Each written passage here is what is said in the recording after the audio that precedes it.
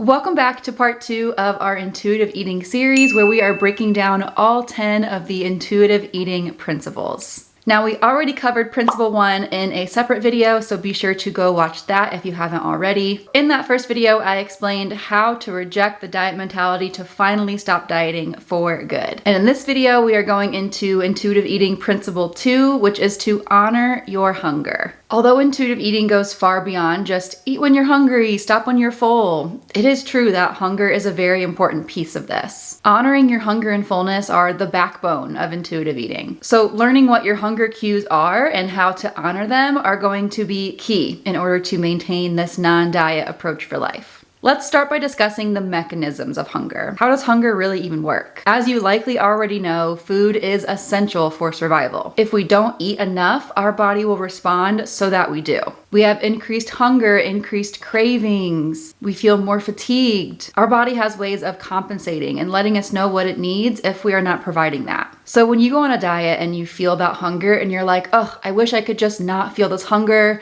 then I could maintain this diet more successfully. That feeling of hunger is not your body being broken. It's not a lack of willpower. It's not because you don't have enough motivation. That extra hunger and those cravings that you feel when you're on a diet is your body's biological drive to try and protect you. Your body knows that it's not getting enough, and so it is trying to send you signals to give it more. Your brain is the part of your body that is always monitoring the amount of energy that your cells have. And when it's in need of energy, aka calories, your brain will send signals to your body to let you know how much food to eat, what types of food to eat. In a way, our brain is the OG calorie counter. Your brain and your body are able to regulate the calories that you burn and the calories that you consume all on its own. When you learn to tune into those cues, you won't need a calorie counting app like MyFitnessPal to tell you how many calories to eat in a day. I know it sounds kind of crazy, but you'll just know. More simply put, when your cells need energy, they will produce a signal that induces hunger. This could feel like your stomach growling, like you're having a hard time focusing on your tasks at work. You got a little bit of brain fog going on. Maybe you get kind of cranky, kind of hangry. There are various cues that can signal this hunger coming on, and I challenge you to tune into what those are. Your body might be telling you in ways beyond just your stomach growling. So once you get those cues, you eat that food, your body gets the calories, aka the energy that it needs. And the calories that we eat end up as ATP, which is your body's energy currency. It's what your cells use to keep themselves operating. I challenge you here to not second guess your biology. You might feel like these hunger cues come on maybe sooner than expected sometimes. Maybe you think, oh, I just ate half an hour ago. I shouldn't be feeling hungry again.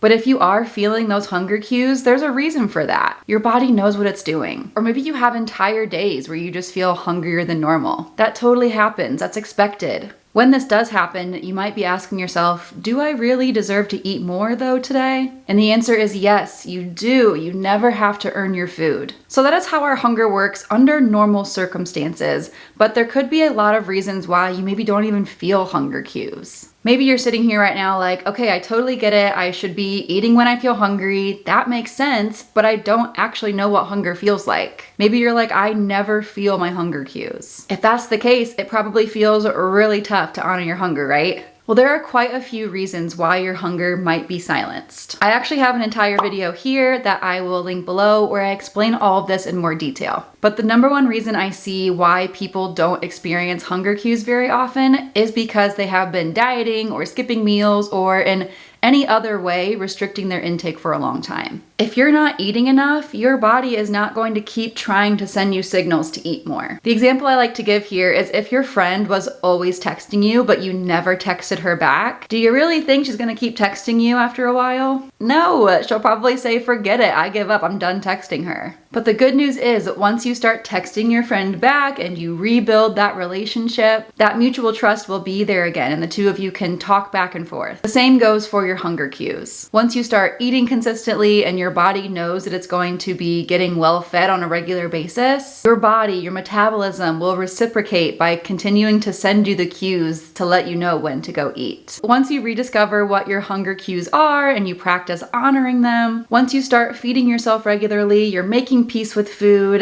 Let's next go over how to actually honor your hunger. How do we actually do this principle of intuitive eating? The first step is going to be to get a really good understanding of what your hunger cues actually are. Like I mentioned, they can be a wide variety of signals beyond just your stomach growling. And this might sound silly, but in order to know what your hunger cues are, you gotta start listening for them. It's hard to hear your hunger if you're not listening for it. Once again, some common hunger cues could be your stomach growling, and it could also be lightheadedness, getting irritable, kind of hangry. Maybe you get brain fog, some stomach cramping. Maybe you notice that you're thinking about food a little bit more than usual. If you're new to this, I recommend writing down what cues you notice. Start to look for patterns. The timing of your hunger is going to ebb and flow, but I generally recommend not going any longer than like 5 hours at most without feeding yourself. Those who go longer than that without eating tend to overeat at the next eating opportunity. For example, if you're someone who skips breakfast and does not eat until about like 2 o'clock in the afternoon, you might find that the floodgates are open for the rest of the day and you just can't seem to satisfy your hunger. That makes total sense, right? Your body is making up for a lot of lost time. If you didn't eat all morning, your body has a lot of catching up to do. It's gonna feel much easier to get in your body's adequate daily intake if you spread those calories out throughout the entire day. This is a big reason why I don't recommend intermittent fasting. It just leads to us not eating for way too long, and then when we finally do have that eating period, that feeding period they call it, it feels really, really tough to eat mindfully. Most people are better off, once again, kind of spreading that intake out throughout the entire day. Now for some people, you are going to feel hungrier way sooner than that 5-hour mark. Once again, there is no perfect time of when you should be eating something or when your hunger cues are going to present themselves. You might eat a meal and then feel hungry again in 20 minutes, depending on what that meal contained or how active you've been, how many calories your body is burning. You might find that if you eat a bigger, more sustaining meal, you feel pretty satisfied for 2, 3, 4 hours. It totally depends, and it is absolutely fine to eat sooner than you thought it was acceptable to do so. Remember, if you are listening to your body's cues and responding to them, it will keep giving you trustworthy cues back. This said, I recommend trying to discover what your general eating style is. Do you prefer having like 3 more solid meals throughout the day? You know, breakfast, lunch, dinner. Do you prefer doing like smaller, snackier meals? There's no right or wrong answer here. It is just about tuning into your body's unique wants and needs. Now, to make this a little bit more complicated, I want to remind you that in the world of intuitive eating, it is okay to eat for reasons beyond just physical hunger. There are going to be times that you eat food when you're not actually hungry for it. There are actually 4 types of hunger. There's biological hunger, which we've been describing throughout this video, and there's also practical hunger, taste hunger, and emotional hunger. I cover all of those in way more detail in this video here. So as a basic guideline here, I just want to say that eat when you're hungry is not a rigid rule. You totally should eat when you're hungry, but it's okay to eat at times when you're not hungry too.